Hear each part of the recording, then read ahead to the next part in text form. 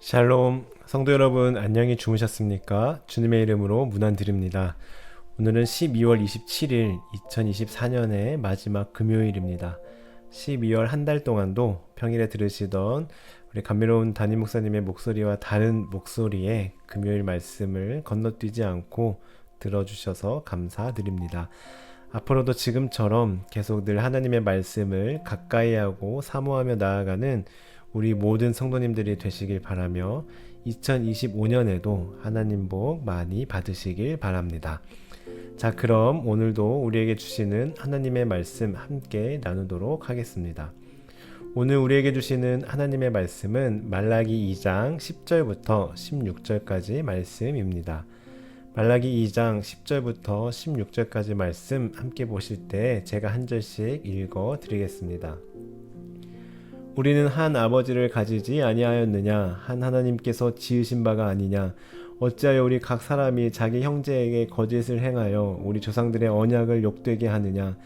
유다는 거짓을 행하였고 이스라엘과 예루살렘 중에서는 가증한 일을 행하였으며 유다는 여호와께서 사랑하시는 그 성결을 욕되게 하여 이방신의 딸과 결혼하였으니 이 일을 행하는 사람에게 속한 자는 깨는 자나 응답하는 자는 물론이요 만군의 여호와께 제사를 드리는 자도 여호와께서 야곱의 장막 가운데에서 끊어 버리시리라.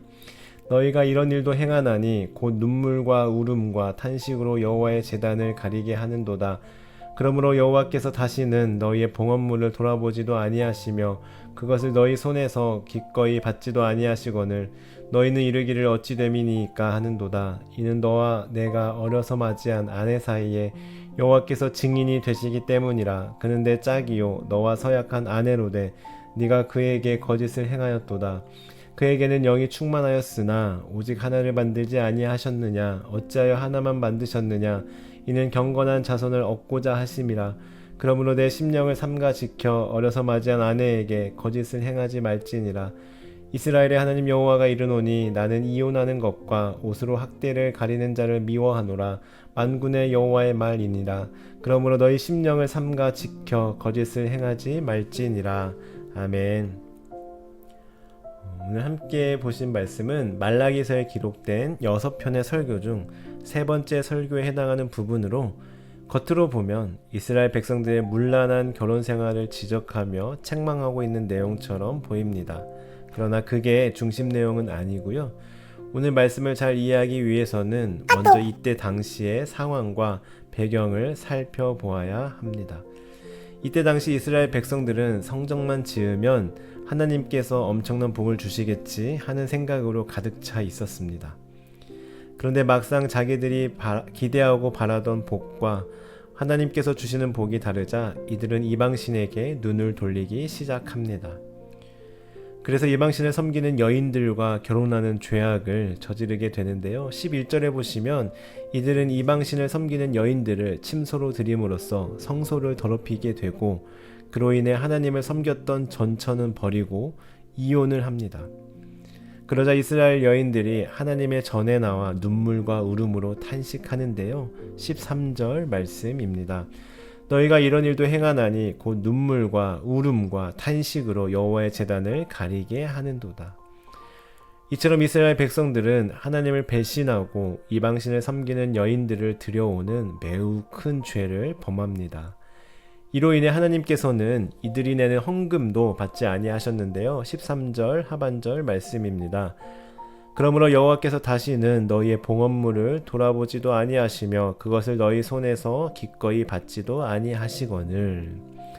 이처럼 하나님께서는 이방신을 섬기고 따르는 이방신들에게 눈을 돌리는 이스라엘 백성들을 책망하셨습니다. 그러나 이스라엘 백성들은 이 죄를 깨닫지 못하고 오히려 하나님께 왜 그러시냐며 적반하장식으로 따집니다. 14절 상반절 말씀입니다. 너희는 이르기를 어찌 됨이니까 하는도다. 이것은 하나님 도대체 우리가 무엇을 잘못했길래 무슨 죄를 지었다고 이러십니까? 하며 하나님께 대들고 있는 것입니다. 그때 하나님께서 말씀하십니다. 14절 말씀입니다. 이는 너와 내가 어려서 맞이한 아내 사이에 여호와께서 증인이 되시기 때문이라. 그는 내 짝이요 너와 서약한 아내로되 내가 그에게 거짓을 행하였도다. 이것은 언뜻 보면 그저 부부 사이에서 아내를 배신하고 다른 여인을 받아들였기 때문에 그 바람핀 죄를 지적하는 것 같지만 아닙니다. 하나님께서는 지금 갑자기 뜬금없이 가정생활에 대해 이야기하고자 하는 것이 아닙니다. 앞서 말씀드린 대로 이들은 우상을 숭배하는 이방 여인들과 불법적인 혼인을 하였고 합법적인 결혼을 한 아내와는 이혼을 하였습니다. 다시 말해 증인인 하나님을 완전히 무시하고 있으며 하나님을 배신하고 이방신을 받아들인 것입니다. 하나님께서는 그저 이방 여인과의 결혼을 금지하고 그것을 죄로 여기신 게 아닙니다. 그저 외국인과 결혼하지 말라고 하시는 게 아닙니다. 우리 다윗의 조상이 된 모압 여인 룻과 보아스를 보시면 그들은 서로 민족은 다르지만 결혼하지 않았습니까? 이처럼 이방 여인이 문제가 아니라 이방신을 섬기는 여인이 문제가 되는 것입니다. 즉 우상 숭배하는 여인과 결혼하는 게 죄라는 것입니다. 한마디로 이스라엘 백성들은 하나님을 배신하고 하나님보다 이방신을 찾았습니다. 이방신에게 눈을 돌린 것입니다. 그러면서 정작 본인들은 하나님이 도대체 왜 우리에게 화가 나셨는지 모르겠다고 따지고 있습니다. 우리 이렇게 헌금도 잘 내는데 오히려 하나님이 안 받으신 거 아닙니까? 오히려 우리가 하나님께 서운합니다. 하나님 도대체 우리에게 왜 그러시는 겁니까? 하며 따지고 있는 것이죠. 하나님을 무슨 동냥하는 사람 취급하며 무시해도 완전히 무시하고 있습니다. 여러분, 이처럼 하나님과 멀어지면 죄에 대해 무감각해집니다. 하나님을 무시하면서 그게 왜 하나님을 무시하는 행동인지 이해하지 못합니다. 이게 왜 죄입니까? 요즘 다들 이렇게 합니다. 이게 무슨 잘못입니까? 제가 무슨 죽을 죄를 지었습니까? 저 그래도 주일에 예배드리고 헌금은 꼬박꼬박 내는데 그럼 되는 거 아닙니까? 하며 생각합니다. 이것은 안하무인이어서가 아니라 죄에 대해 무감각해졌기 때문에 죄에 대한 분별력이 사라졌기 때문에 나오는 반응입니다. 그러나 반대로 하나님과 가까운 사람은 죄에 대해 민감하기 때문에 죄를 멀리 합니다.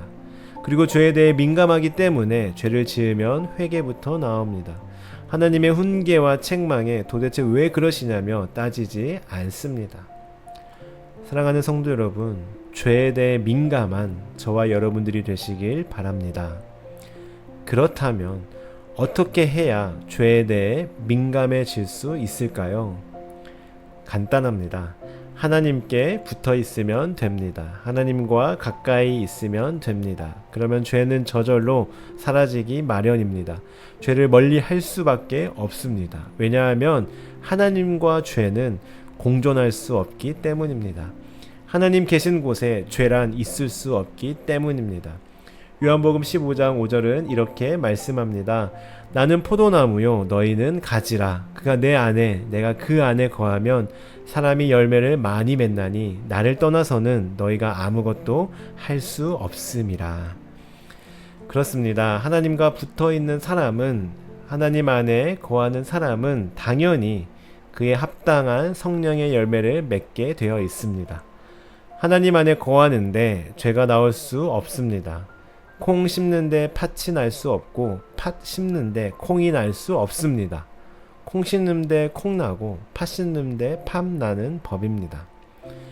사랑하는 성도 여러분, 오늘 하루 하나님 안에 거함으로, 하나님을 가까이 함으로 죄에서 멀어지고 죄를 멀리하고 죄에 민감한 저와 여러분들이 되기를 바랍니다. 계속해서 말씀을 묵상하실 때, 그렇다면 하나님께서는 왜 그토록 이방신을 가정에 드리는 것에 대해 민감하셨는지, 분노하시는지 생각해 보아야 합니다. 앞서 말씀드린 대로 이것은 하나님을 무시하는 행위이기 때문이며, 나아가 우리 자신과 가정이 망하는 지름길이기 때문입니다. 여러분, 우상과 이방신과 연결되면 집안이 망하고요. 아니, 한 나라가 위기에 처할 수도 있습니다. 요즘 우리나라 대한민국에서 들려오는 뉴스를 접하면 더 와닿지 않습니까? 점쟁이와 우상을 가까이하고 의지하고 숭배하면 어떤 일이 발생하는지, 어떤 결과가 나타나는지 우리는 요즘 목도하고 있지 않습니까? 너무나 안타깝지 않습니까? 여러분, 우리는 하나님만 섬겨야 합니다. 오직 하나님만이 살아계신 전능하신 창조주 하나님이십니다. 그래서 오늘 말씀 10절을 보시면 이런 표현이 나오죠.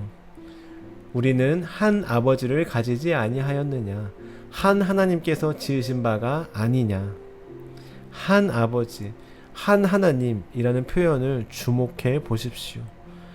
이 표현은 하나님은 한 분이시라는 사실, 변하지 않으시는 유일하신 하나님이시라는 사실을 강조하기 위해 일부러 쓴 표현입니다. 범죄한 이스라엘 백성들에게 알려주기 위해, 그들의 죄를 꿰우쳐 주기 위해 쓴 표현입니다. 이스라엘 백성들은 그저 성적인 죄를 범한 게 아닙니다. 자신의 성욕을 채우고자 이방 여인을 침소로 들여온 게 아닙니다. 단순히 이방 여인을 받아들인 것이 아니라 이방신을 섬기는 여인, 다시 말해 이방신을 들여온 것입니다. 하나님을 그저 여러 신 중에 하나, 그래서 많은 신을 들여오면 들여올수록 나에게 많은 복이 들어오겠지 하면서 신이란 신은 다 받아들이고 있는 것입니다. 이러한 이스라엘 백성들에게 하나님께서는 한 아버지, 한 하나님이라고 강조하여 분명히 말씀하고 계십니다. 여러분, 우리가 믿는 하나님은 한 하나님이십니다. 여러 신 중에 하나를 믿는 것이 아니라 유일하신 하나님을 믿고 있습니다. 여러 신 중에서 가장 뛰어난 신을 믿는 것이 아니라 다른 신들은 다 가짜 신, 죽은 신, 인간이 만들어낸 신이고, 유일하신 분, 지금도 살아 역사하시는 전능하신 하나님은 우리 하나님만이 유일하십니다. 한 아버지, 한 하나님이십니다. 그렇기 때문에 우리는 당연히 살아계신 유일하신 하나님만 믿어야 합니다. 죽은 신, 가짜 신에 기웃거려서는 안 됩니다. 관심을 가져서도 안 됩니다. 호기심을 가져서도 안 됩니다. 그것은 망하는 지름길입니다. 하나님을 불신하는 것은 가증한 일입니다. 하나님을 떠나고 하나님을 배반하면 그 사람은, 그 가정은, 그 나라는 하나님의 심판을 면치 못합니다. 사랑하는 성도 여러분, 우리는 오늘 2024년 마지막 금요일을 보내고 있습니다. 그리고 이제 새해 2025년을 5일여 앞두고 있습니다. 한 해를 마무리하고 새해를 준비하며 나아가는 이 시기, 하나님께서 오늘 우리에게 이 말씀을 왜 주셨는지를 생각해 보셨으면 좋겠습니다. 그리고 결단하며 다짐하셨으면 좋겠습니다. 하나님, 새해에도 이방신에 관심 갖지 않고, 이방신에 기웃거리지 않고, 세상 것에 기웃거리지 않고, 유일하신 살아계신 하나님만 믿고 의지하며 나아가겠습니다. 하나님보다 더 좋아 보이는 것에 관심 두지 않겠습니다. 오직 주님만 신뢰하며 나아가겠습니다. 늘 하나님을 가까이하고 하나님께 더 나아가고 하나님 안에 거하는 2025년도 되게 하옵소서 하고 기도하시기 바랍니다. 우리 그러한 마음을 담아 이 시간 함께 기도할까요?